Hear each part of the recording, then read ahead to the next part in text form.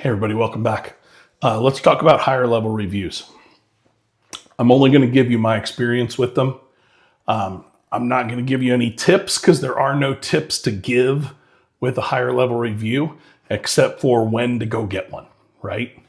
So that's the only tip I'm going to be able to give you, but I'm going to give you my experience and a little bit of insight into what I've seen happen on my own personal claims.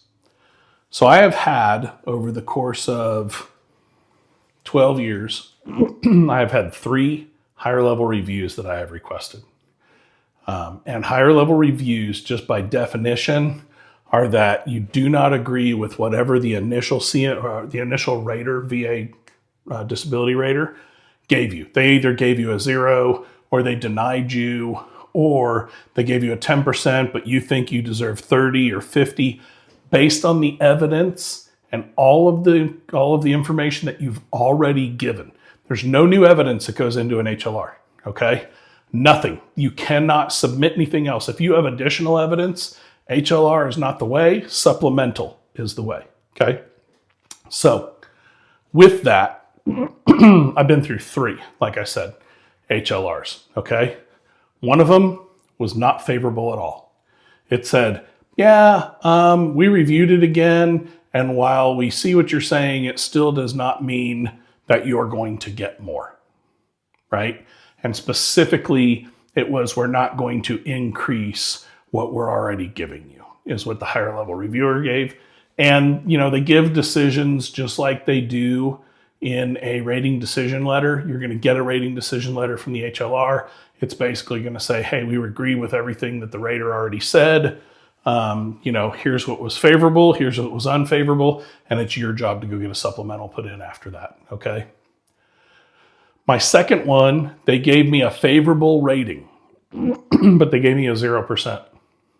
Initially, they had denied me for this service-related disability, and the higher level review, that, reviewer went, hey, wait, this is service-connected, but I'm going to give it to you at 0.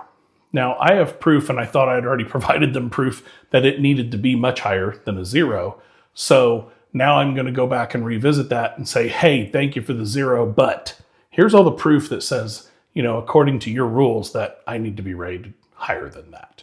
So I have to go through the process again, okay? Which means back of the line again.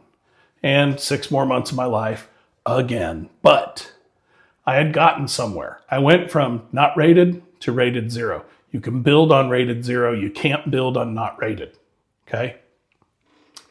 The third one that I got was, here is what we reviewed. This is what we saw. The rater made a general clerical error or some junk like that, right? They came back and they said, here you go, here's the percentage. And the percentage matched for me what the specific disability was that I thought that I was claiming, or that I thought that I had all the evidence to support that I was claiming. And I went in and ran it up against a 38 CFR, and I looked through the DBQ, and I made sure, okay, look, this is where it's all at.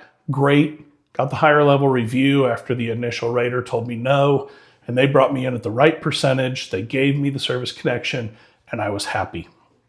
What's my point here? What is the point? The point is, you're going to get mixed reviews. You're going to get mixed results.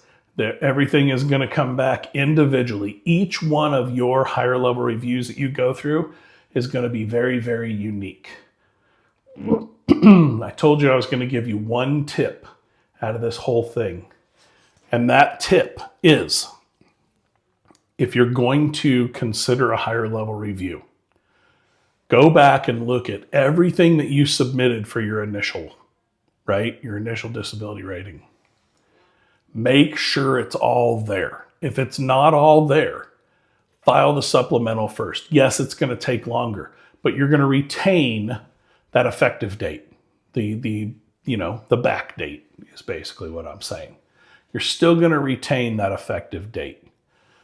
You get that higher level review and you have to start that supplemental process. After that, you've added another 3 to 6 months on to the end of it.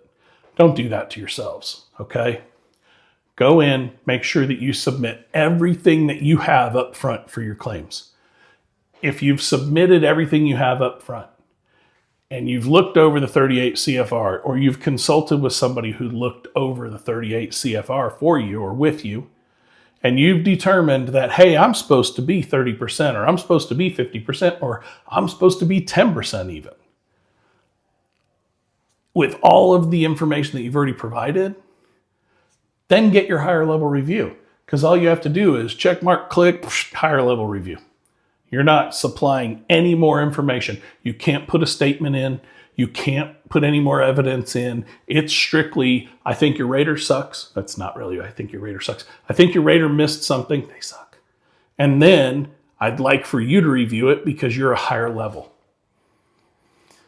Given my results, higher level means I'm not just a rater, but I'm a senior rater. Okay, but you're still a rater at the end of the day, right? These HLRs, I think, are a mixed bag. I really do. I don't think you're going to get any special results out of them.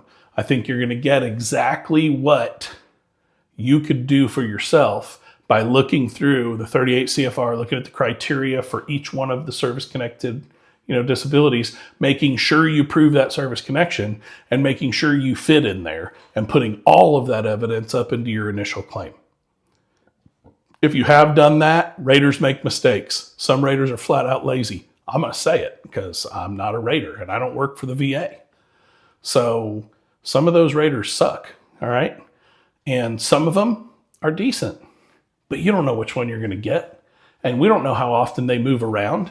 And if I'm going to get the same rater every single time that I submit something, it goes to your regional office. If I only have 5 raters, there's a likelihood I'm getting the same rater every single time, okay? So small state people, be prepared for that. So with that said, you'll get mixed results. Expect it. Do the planning up front. Put your disability requests in. Put your disability claims in with every shred of evidence that you have. If you don't have all that evidence right up front, but you know you can get it within a year, put in an intent to file. Lock in that effective date. Get your intent to file, gather everything up, put it in. If the rater screws up and just, you're looking at the 38 CFR, you're looking at the DBQ, you're looking at it going, crap, I belong at 30, 50, 70, 100%. Get your higher level review if you don't have any more evidence. See what happens. See what comes out of it. But be prepared to do something afterward as well. Again, mixed bag. I wish you all the best of luck doing this. Don't forget to like, share, subscribe. Every time you do that, it gets the word out to more and more veterans. Take care of each other. See ya.